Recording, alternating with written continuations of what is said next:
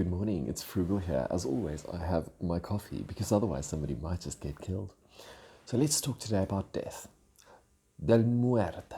Yes, the thing that we dread so much. So, when we talk about death and estate planning and a little bit about, just thinking about where you're going and what's going to happen and tax and other terrible things which we don't want to talk about. So, we as humans, we really love the idea of life, even though as teenagers, we had all of the skulls all over our clothes and everything. But it's something worth just thinking about, a little bit. As part of the 6 pillars of financial health, it is so important that we also think about, what will happen when we're not here anymore. So if you've got kids, right, and if you've got somebody that you love, you sort of want to, leave them a legacy. You want generational wealth. You want other fancy words, which are very important. And, you don't want to leave people with debt or with 5 years of struggling to get to wrap up your estate. So I'm going to talk a little bit about a couple of things today that's going to help you move forward, that when you're not here anymore, that your family is not going to suffer massive trauma. The first thing that I recommend is having a will and testament. Now, the reason I say this is not because other people will make a lot of money from you, they will, but also so that you can decide how to distribute all of your finances. So, for example, I recently had a case where somebody I know passed away and they did not have a testament. They had no last wishes, no nothing. And basically, their ex-wife got everything, even though because they technically still married. They're separated, but because there's nothing, that he said he wants his his life to go to this person, they basically took everything and gave it to the ex-wife. If you want to avoid that, you might want to have that will and testament to say that this is what you want your belongings, where you want them to go. That'll help a lot, for people. What I also recommend is having a couple of letters that you wrote to people that you love to say, hey, I'm not here anymore. And if I'm not here anymore, I want you to know this and that. And just that you love them. I mean, these are loved ones, right? They're people that you actually care about. Why not start that? So, what I highly recommend as well is having a file of life. So a file of life is something that you put together with everything, your usernames, your passwords. You can password protect them, so that Excel file, and share it with other people as needs be, or give them access to one place where they can get all your passwords. Please don't write them down and put them in a file because that is dodgy and people break into houses and steal things. So with a file of life, what I recommend is that you put a couple of things there. Number one, your investments. Number two, your usernames and passwords of your internet banking, your Facebook, your Twitter, all of your social media and everything else of your online world, so that they can deactivate those accounts. Because it's really bad, if you still see those people like their accounts over and over popping up. I mean, it's really ruling from the grave. Another thing would be any bills that you need to pay. So expenses, things like rates, taxes, levies, all of those type of things.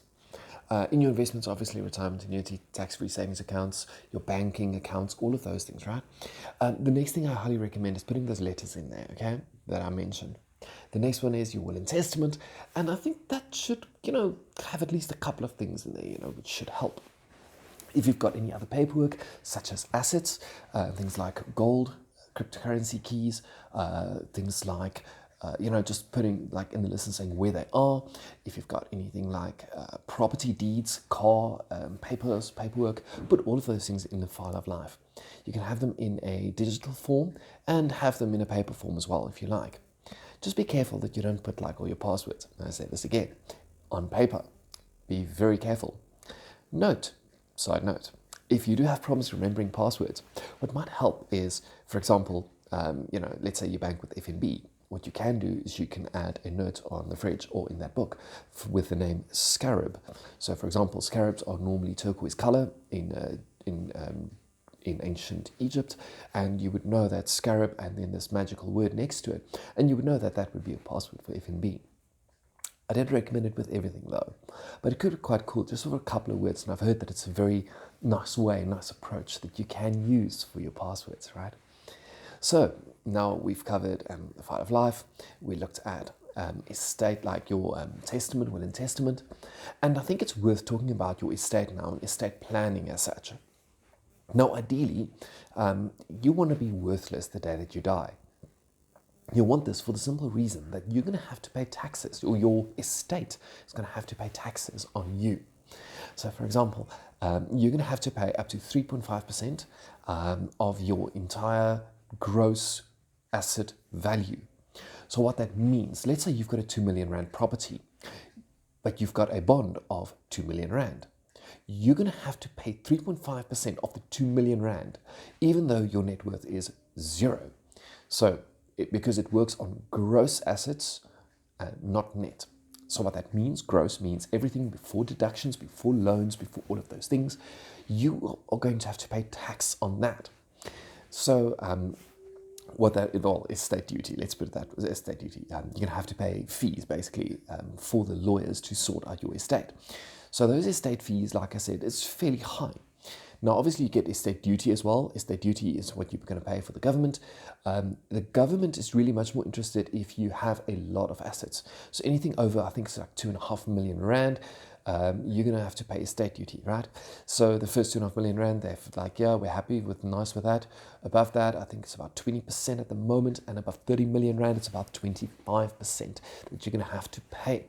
So you want to be worthless, as I've mentioned. And when you reach that amount of money that you are making and that you are worth, it is worth getting a proper estate planner to help you, and a lawyer to help you structure your estate in such a way that you can be worthless when you die. This is done by things like trusts and companies that differentiates between you, the person, and your belongings, which could be in a trust or in a company. Remember, trust, inter vivos trusts, things, big words like that, which means while I'm still living, I've got this trust, and I'm moving all of my belongings into the trust every year with something like a donation of 100,000 rand worth of assets or something. And you're moving it into the trust as you go along.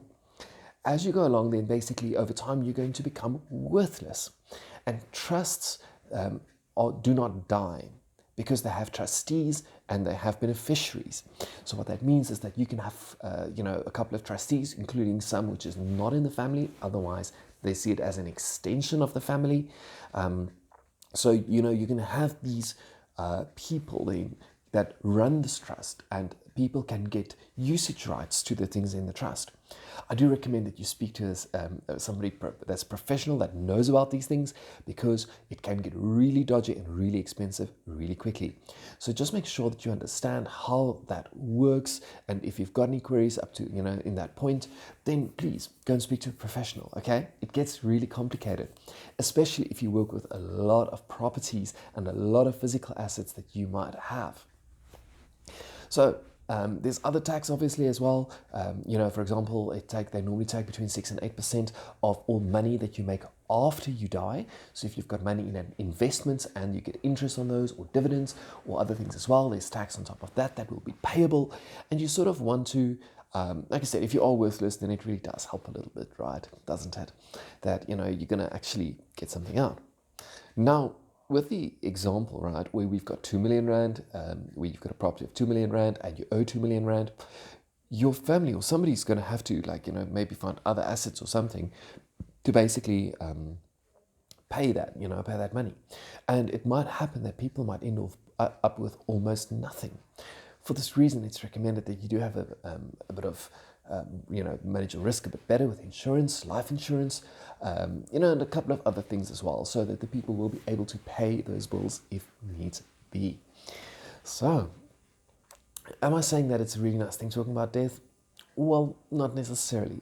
If you're a stoic, being aware that you are going to die really is okay, and it gives you a bit of comfort to say, okay, this life is actually really great. But planning today for the better thing, right? For something good and for something great. Once you're not here anymore, it's so important. You want your family, your children, to be okay the day that you die.